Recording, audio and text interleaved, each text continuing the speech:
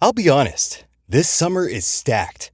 Between that one big international soccer tournament, America's 250th anniversary, and the Route 66 Centennial, people are going to be traveling. What a lot of folks don't realize is that taking a trip in an RV is a whole heck of a lot more enjoyable than TSA lines or stodgy hotels. And you don't even have to own an RV or drive one to take part. With Outdoorsy, you can rent an RV or camper almost anywhere in the country. You can drive it, tow it, or have it delivered and set up for you. And these aren't bare-bones setups. Many come with full kitchens, bathrooms, showers, and real beds. It's often more affordable than hotels, especially for families or groups. And everything includes insurance, 24/7 support, and roadside assistance. If you're thinking about a summer trip or just planning ahead for the rest of 2026, get 10% off when you book using promo code OUTDOORSY2026. Head to outdoorsy.com. That's outdoorsy.com, promo code OUTDOORSY2026. One number can save your round, so when the pressure's on, don't guess. Bushnell Golf gives serious golfers the confidence to pull the right club, with rangefinders, GPS devices, and launch monitors trusted by 98.1% of pros. From the Tour V7 Shift to the Pro X3 Plus and Launch Pro, Bushnell Golf is built for precision you can feel on every shot. Shop direct at Bushnell Golf for the widest selection, exclusive offers, and free shipping. When the pressure's on, trust the number trusted by the pros. Bushnell Golf. Visit bushnellgolf.com today. That's BUSHNELLGOLF.com. Ladies and gentlemen, listeners of the Randomness of Nothing podcast, your host Rashad Woods back with another exciting guest today of entrepreneurship, self-ownership, hustle, and grind. Kyle McDowell is the epitome of that. He's the CEO of Kyle McDowell, Inc. He's an author, inspirational speaker, travels worldwide with speeches, as well as going to give you the anecdotes. But more importantly, there's no secret sauce other than put your head down and get to work. Thank you, sir. Wow, man, Rashad, what an introduction. Thank you for having me. It's really great to be here today. You know, we had a good conversation before that, and you said some very kind words, but your accolades obviously speak for themselves, and you are willing to share it with people, which I find so generous, because not only are people successful, but they want to share it with others, and I really appreciate you being on this show. Well, it's my pleasure. Again, like I told you before we got rolling here, anytime you get a chance to have a fun conversation where it might help someone that you don't even know and provide some type of impact for them on their path, why wouldn't we do that? So thank you again. Right. I appreciate that. And you know what's funny, and we talked before, is that, you know, people live in this instant gratification society, but you've led top 10, Fortune companies. And more importantly, there's no substitute for grit, hard work, and just putting your head down, even if you don't have necessarily all the answers. Well, that's true in all things in life. At least it's turned out to be the case for me. You said something I think that got my attention is worth commenting on, though. It's, I think you mentioned something about success or, accomplishments. And, I would just add that there's always another side to that story. So from the outside looking in, it appeared that I was able to, check a lot of boxes in my corporate career. But the only thing that matched those kind of step level progressions where I would take on bigger responsibilities, before I left corporate America, I led tens of thousands of employees. In my last two roles, I led 30,000 employees around the globe. But man, as sexy as that might sound, the only emotion I can use to describe that I carried with me most days was apathy.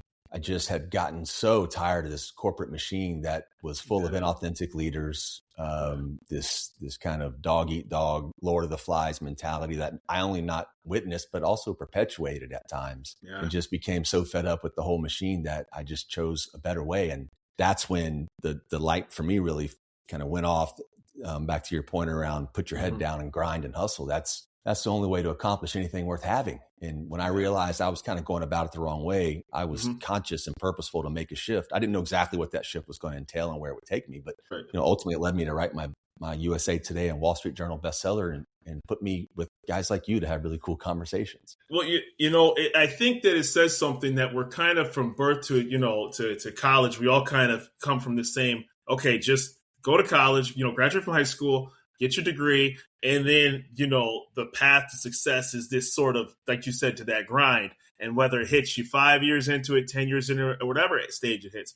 I mean, you left corporate America with on paper, everybody would be like, how could a guy leave an executive career leading tens of thousands of people? But you personally weren't satisfied because you sit back and said, am I just part of this machine? Am I just trying to swallow the next person whole for my own, gratification, or because I'm being told to do that?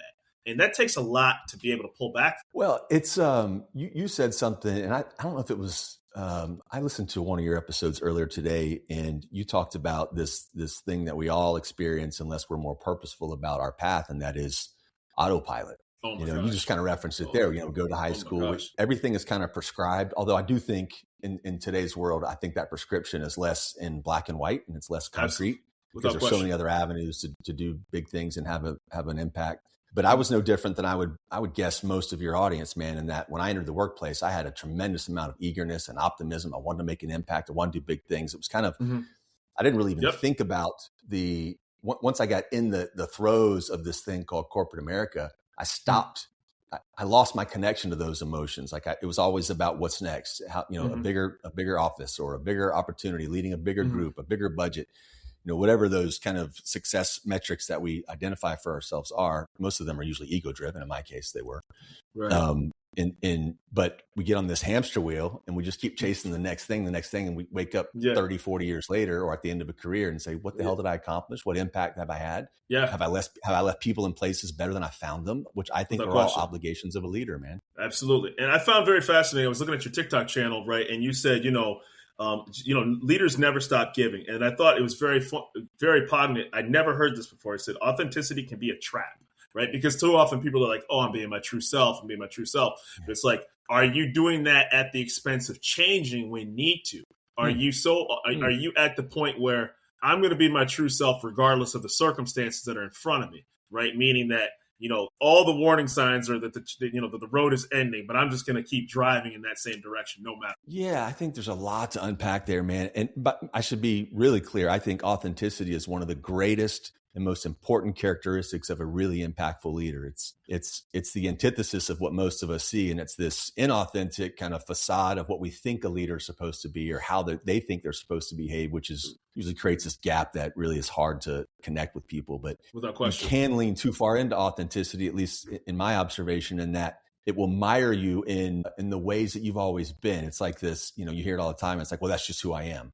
Okay, right. Well, that may be true, but aren't you trying to grow? Aren't you trying to be better than you were yesterday? And if you're going to be mired and stuck in, well, that's just who I am, and that's how I always will be, then expect the same results. Because if you're not open to different ways of doing things, anything for that matter, then by definition, the outcomes won't change. Right. And I think sometimes people, put limits on themselves because, when it comes to the beauty about evolution of a person is that you can do it at any stage. Your athletic career has ended, but being at the stage that you were at, I'm just, a baker at a restaurant. Well, the way that things have operated right now is this process has been very democratized. I can start a podcast in my dining room and in my basement and then go to the National Social Media Awards in LA just last week and have a photo shoot in Beverly Hills simply because I put my head down, not because I'm the smartest guy in the room. Not because I have all the answers to podcasting. And then I think the other thing people do too, and not to cut you off or speak you, you don't have to, there's a million podcasts on there. They're buying you. The reason why they're buying Kyle McDowell Inc. isn't because you have suddenly, you're the only inspirational coach or the only former executive, because something you said resonated with the person that's listening. Say that last part again. It's because something you said resonated with the person that was listening. They could go a million and multitude of other places, but it's because of you. Well, if I'm lucky, because listen, man, the fulfillment that I found throughout the first 30 years of my career seemed to wane year over year, and it became more about the dollars and cents, and and really a lot of ego driven kind of characteristics of the trappings of corporate America, the cool, sexy corner office, and all the vanity metrics. And when you start to make that shift and you lose connection with what I, again, continue to preach is an obligation of anybody that has an opportunity to have an impact on another person, whether that is as a formal direct reporting relationship or a peer-to-peer, whatever the case is, you can never quite understand the impact that your words might have on somebody else depending on where they are in their path. And I'm quite certain if I were to say, Hey, Rashad, what one or two nuggets of advice from someone that you really respected still resonates with you today, whether it be within any type of specific scenario or just something that you've always kind of clung to? Like they're out there. I had a professor pull me aside in my undergrad. It was like the last week of school. His name is Neil Vicino, passed away several years ago, but it was I think it might have been the very last class. And there were only maybe 20, 25 kids in the class. And Mr. Vicino walks over, literally kneels down on one knee next to me. And he's like, hey, man, you're going to do big things in this world. Wonderful. I was like, all right, that's really cool, Mr. Vicino. Yeah. Thank you. He's like, no, I'm serious. People like you. They will follow you. Yeah. I don't remember what else he said, but dude, it was like he had a helium tank and he was inflating me. Right. Dude, I graduated my undergrad in 1998. So we're nearly 30 years later. And I remember that conversation so vividly. Right. And I was on a podcast once and somehow the same topic came up and it occurred to me, I don't think I ever circled back to tell him, many years later, the impact that 60-second conversation had on me. So what did I do? I Googled him and that's when I learned he had passed. Oh, but I found his obituary in the Google results. So I tapped on the obituary and it was still open where you could leave comments about the person who had passed. And I said, man, I don't know if your family will see this, Mr. Vicino, but I hope they do. And I want to share an experience I had with you that's still with me this many years later. It just felt like my way of repaying it. And look, dude, I don't mean to pat myself on the back like I'm this holier than thou person. I just think when we recognize the opportunity to have that impact, it becomes part of more of a habitual approach to what we do every day. And is it hella fulfilling too. And that's what the beauty I get to do on this show is like, I always kind of pinch myself because I never had to invent things, right? I just get to be the platform that people get to spread, their nuggets. It's up to the listener and myself included to take it and run with it. Because oftentimes people, who are successful seem inaccessible to that person that's like, man, how do I get in that room? How do I get to that conversation? How do I get that shame? It really is, right? Because you start diminishing yourself. And I this is what I found out in my little small world, right? You have to bring something of value to get in the room, right? There's something you have to give and you have to give, right? It can't always be charged. It has to be something, either it's something they want or something they need or something they didn't know they wanted or something they didn't know they needed. And then you can get in that room. So if you're a barber, if you're the car mechanic, if you're the carpenter, you have to provide value. It's like coming to get something to eat, but you better bring, if you want to go to the party, bring something to eat, so to speak. Bring something to the table. It doesn't have to be much, but it has to be authentic. Yeah. I would love to get your take on this. So I agree with you.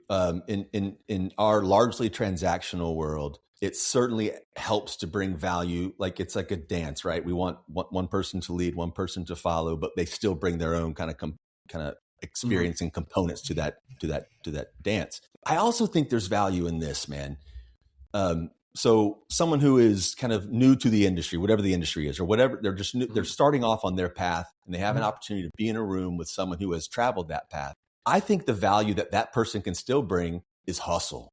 100%. Is an open mind, 100%. Is being opportunistic, right? So you may not have the thing that will add value to that person from whom you were trying to extract value, but those folks tend to see that in others when they kind of, hey man, I don't know what I don't know, but I know I can learn from you, and I just want to be in this room with you to tell you that I know I don't know what I know, but I'm gonna just sit here and be the sponge. I think those that are looking to help others recognize that is value and allow them to come into that conversation. Does that make sense?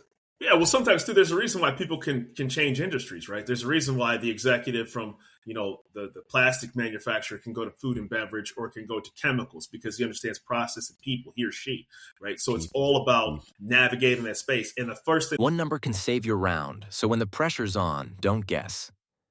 Bushnell Golf gives serious golfers the confidence to pull the right club with rangefinders, GPS devices, and launch monitors trusted by 98.1% of pros. From the Tour V7 Shift to the Pro X3 Plus and Launch Pro, Bushnell Golf is built for precision you can feel on every shot. Shop direct at Bushnell Golf for the widest selection, exclusive offers, and free shipping. When the pressure's on, trust the number trusted by the pros. Bushnell Golf. Visit bushnellgolf.com today. That's BUSHNELLGOLF.com. Most people don't realize how much their personal information is being bought and sold every day. Data brokers are making billions, pulling details about you from public records and the internet, and then packaging and selling it, usually without your consent. That's how your information lands in the hands of scammers, spammers, even stalkers. It's why you get endless robocalls and why ads seem to follow you everywhere. That's where Aura comes in. Aura actively removes your data from broker sites and keeps it off. They also instantly alert you if your information shows up in a breach or on the dark web. But Aura goes beyond data protection. With one app, you get a VPN, antivirus, password manager, spam call protection, dark web monitoring, and even up to $5 million in identity theft insurance, all backed by 24/7 US-based fraud support. Other companies might sell just credit monitoring or just a VPN. Aura gives you all of it, together, at the same price competitors charge for just one service. Start your free trial today at aura.com/remove. Protect yourself now at aura.com/remove. They'll ask is, okay, I know process and P&Ls and spreadsheets, but I don't know anything else other than what I don't know. So stick me next to the smartest SOB in this room, and I'm going to pick their brain, and you're going to educate me on exactly.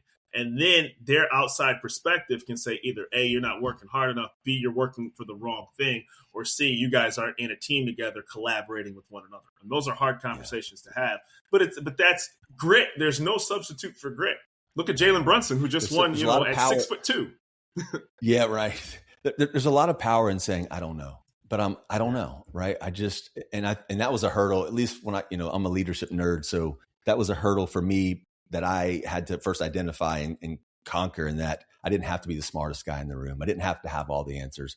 Dude, there's this thing that happens inside of corporate America. It's really funny to watch. The higher you climb, or the big, the ascension, the higher you are inside of corporate America, for some reason, your jokes get a lot funnier. And people just want to spend more time with you and get that face time, right?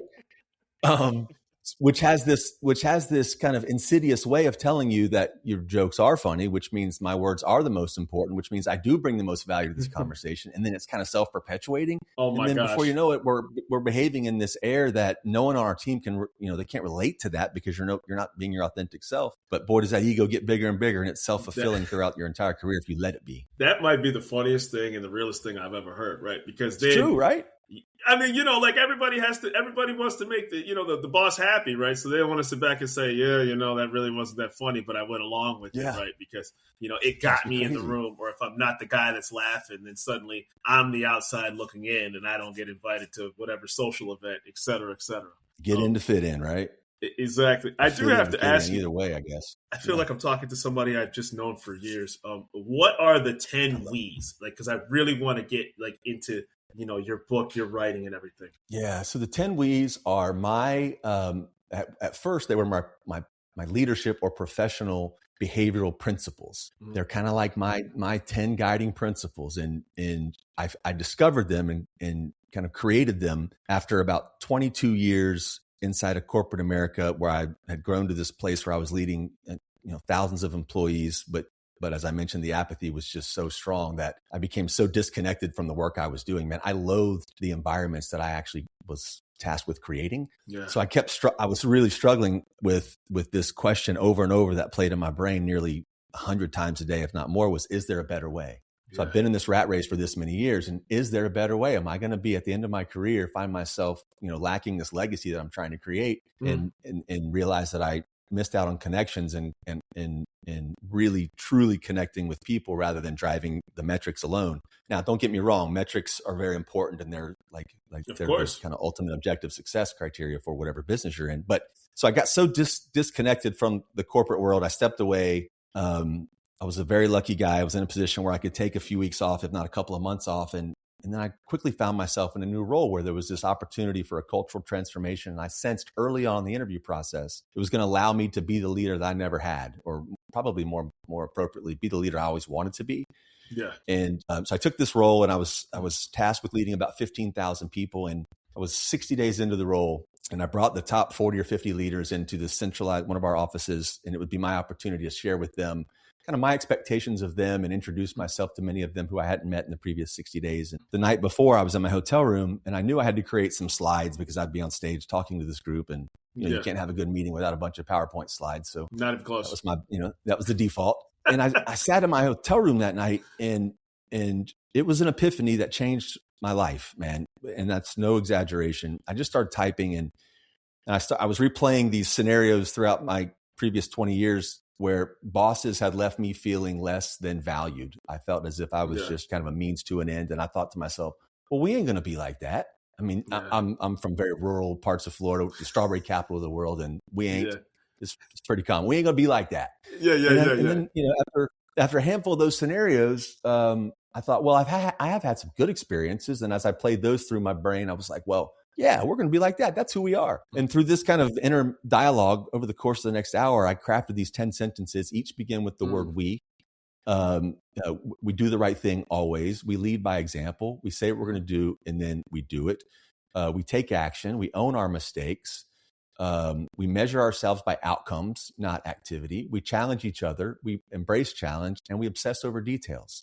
Beautiful. And the next morning, I stepped out in front of this group and who seemed hungry for change because they had a pretty bad experience with the fellow who I was replacing. And I just shared with them, you don't know me, but I want you to know these are the expectations I want you to have of me. Because if I'm going to lead in a way that inspires you to lead differently and drive more positive outcomes with connection, then I got to model that behavior. And I said, if you see me behaving contrary to any one of these, it's your obligation to call me out. But I'm not going to force you to adhere to these. Like, I want you to be you. I'm going to prove to you this is who I am, and I want ultimately it to be who we are.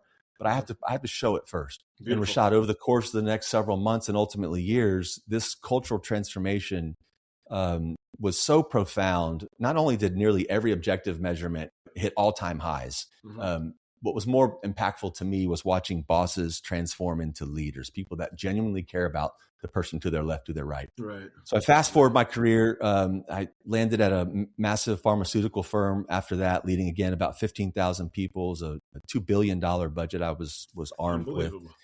And I didn't have quite the same experience, but it taught me that these principles had a place, because if you're willing to drive change and deal with the gnarliness that comes with it, because it's not fun, and it does require a lot more work. Right. And that's what inspired me to write my book. And when it launched in September of 2022, it became a USA Today and Wall Street Journal bestseller. We just eclipsed 55,000 copies sold. I'm working on a follow-up to that book now, and it's what fuels me and what I do. I do a lot of public speaking and working with leadership teams and leadership coaches to help kind of show that better way that I found. Yeah, because I think, when you autopilot it, or, and it's tough because here you are, the guy in the room, telling people you want to drive change. And then you have that person in the background, who's sitting in the corner. Yeah, I've heard this speech before, pal. Get this over with. So, and those are the people, the on the fence sinners, the cynical person, the person that wants to believe but needs to be converted, so to speak. So if you're not authentic, like we talked about earlier, like, no, I'm going to walk the walk and I'm going to have expectations of you. But more importantly, you're going to have expectations of me. And so when, because sometimes in leadership, it becomes a one-way street with that conversation. You'll see them cussing people out, but then if you cuss somebody out, you're getting called into the office for poor behavior. You're like, whoa, hey, wait a minute, man. And in the back of your mind, you're like, I see how you act, but it's not okay for me to do what, it works both ways, pal. Right. I call that the leadership gap. The leadership gap. It's where what's good for me is not good for you, or vice versa. We can't have different standards. Because that just creates animosity and it alienates people. But you said something I think it's really important to unpack, man. It's the person who is obstinate to change, the person who is, we've seen this before, we've heard this before. We have to question why they feel that way. It's because they've seen it before and they've been burned. So they don't wake up. Most people don't wake up and decide to come to work and be a jerk. They've grown to be that jerk because of the experiences that they've had, the leaders that have let them down, and how they've been treated. So I think we got to unpack that and how we treat those folks instead of just writing them off. We have to recognize why they're behaving that way and try to get around it. Yeah. And there's limits to it, because then after a while you'll realize that there is nothing in there, and you just have to, you just have to be that difficult person. And those people do exist. They're out there. And for sure. And we know them, and there's, at some point you have to make that decision as a leader. Either you're on board or not on board, because I've done everything I could to let you know that I truly do care. I think with time and wisdom comes experience. But, what I find great about people like yourself is how willing you are to share this information, because, people oftentimes are looking for that quick, satisfactory click, Instagram message or TikTok video, but then they don't follow up, because it actually takes actual action to get to those places where you are personally and professionally satisfied. It's absolutely right. And I'm convinced anything on this planet that's worth having you're gonna have to overcome one or more challenges. It's just you have to, whatever that grind is. And I get this question a lot from many of my clients. It's like, okay, we love the 10 W's. We've started to implement them in all aspects of our business. How long until we reach this culture of excellence that you talk about, Kyle? And they always hate my answer because I don't know. Exactly. I don't know. Because I cannot assess your commitment. I can't assess how you're going to behave when you're faced with adversity and you have this chance to flex your business card versus flexing, what's right instead of trying to be right. I cannot answer that. I can tell you it does happen if our commitment is legitimate and lasting. Yeah. And it's funny. It's like the same thing, like when you input like how to lose 20 pounds and they say back, this should take this amount of time, bro. But like, it depends on how committed you are to actually doing that. That's right. It's just the truth. Like, and then, it's only a guide. It's all it is. But it at the end of the day, you got to get up and look at the fridge and say, not today.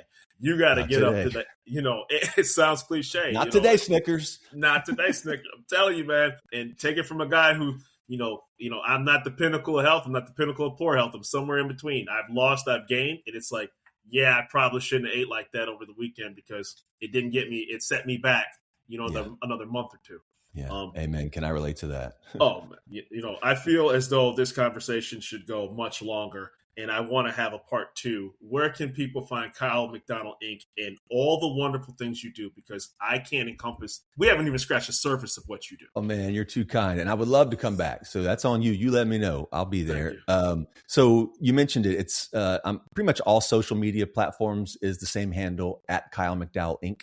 My website is kylemcdowellinc.com, and the book that we talked about is Begin with We. 10 Principles for Building and Sustaining a Culture of Excellence. It's wherever books are sold. It's in all formats, audio, Kindle, regular ebook, paperback, hardcover. It's wherever books are sold. It seems like Amazon typically is the quickest for folks. So go check it out. I can say, I love the fact that I get to do this show because it broadened my curiosity and it's made me a better human being, right? Because anything that involves cynicism or negativity, I had to put my worst impulses at bay to do this show.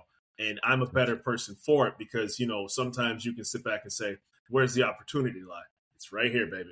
It's right. It sounds like I'm 5'8", I'm 43, and I have a show that, thousands of people listen to. It's not because I reinvented the wheel. It's because I had the courage to start. So I want to thank you for your words of wisdom. Well, consider me a fan and subscribed, and you inspired the hell out of me today, my friend. So thank you. Appreciate you. And like I said, I don't think 25, 30 minutes does justice to what the message you have to spread. So thank you for being on my show. One number can save your round, so when the pressure's on, don't guess. Bushnell Golf gives serious golfers the confidence to pull the right club with rangefinders, GPS devices, and launch monitors trusted by 98.1% of pros. From the Tour V7 Shift to the Pro X3 Plus and Launch Pro, Bushnell Golf is built for precision you can feel on every shot. Shop direct at Bushnell Golf for the widest selection, exclusive offers, and free shipping. When the pressure's on, trust the number trusted by the pros. Bushnell Golf. Visit bushnellgolf.com today. That's BUSHNELLGOLF.com. Most people don't realize how much their personal information is being bought and sold every day. Data brokers are making billions, pulling details about you from public records and the internet, and then packaging and selling it, usually without your consent. That's how your information lands in the hands of scammers, spammers, even stalkers. It's why you get endless robocalls and why ads seem to follow you everywhere. That's where Aura comes in. Aura actively removes your data from broker sites and keeps it off. They also instantly alert you if your information shows up in a breach or on the dark web. But Aura goes beyond data protection. With one app, you get a VPN, antivirus, password manager, spam call protection, dark web monitoring, and even up to $5 million in identity theft insurance. All backed by 24/7 US-based fraud support. Other companies might sell just credit monitoring or just a VPN. Aura gives you all of it, together, at the same price competitors charge for just one service. Start your free trial today at aura.com/remove. Protect yourself now at aura.com/remove.